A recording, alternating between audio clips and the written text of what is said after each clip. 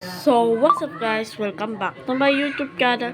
So, guys, tuturo ko kayo paano gumawa ng working jet using 7 items. So, yun guys. Ato, papakita ko muna sa inyo kung gumagana ba o hindi. Kaya, tatapat nyo lang dyan yung lighter muna. So, ayan. Parang po siya. Buwan lang kayo ng oxygen. Tapos, ilagay dito. Yan. Tuturuan ko na lang kayo paano. Number 1, dapat gumawa muna kayo ng tower para maangat nyo yung jet. Yan. So, number 1 na gagawin natin guys para magawa yung jet. Siyempre, ito ang observer. Ilagay nyo lang dyan yung observer. Tapos, sticky piston. And then, 2 slime blocks. And, punta kayo dito sa likod. Lagay nyo ng observer ulit. Sticky piston. 2 slime. And then, observer ulit. And then, ay, hindi mali. Ito dito. And observer ulit. Sticky piston. Then, 2 slime block. Yan. Kailangan tanggalin nyo dito. Wow.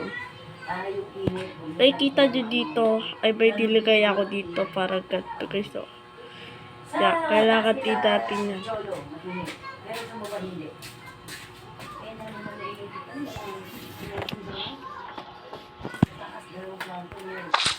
Then, 2 slime block lang. Then, 2 slime block ulit. And then, lagyan nyo dito smooth wash slab. Then, slab ulit. Yan. Kanya lang itsura niya. Yan. Pag matapos, lalagyan natin dito sa dulo ng 1. Tignan natin yun. 2 blocks lang. 2 blocks lang din ulit. And then, smooth wire stairs. Lagay nyo lang dyan sa gitna. And then, tapos na. Diba? Tapos na yan.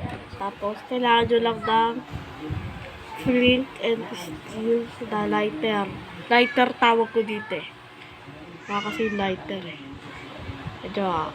So, kailangan nyo lang dyan hindihan dito.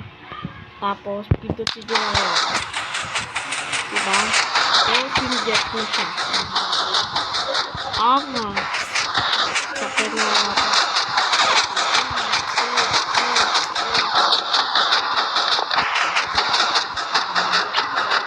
Ayan ang working jet natin. Para nito, lagyan nyo lang ng oxygen. Tagalin nyo lang. Diba? Tugda. Pero, paano kaya kung dinagdagan natin? Siguro pwede. No? Lagyan natin. Pangit ko. Pangit. Masang naman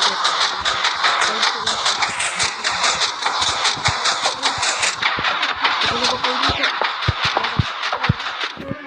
Yan.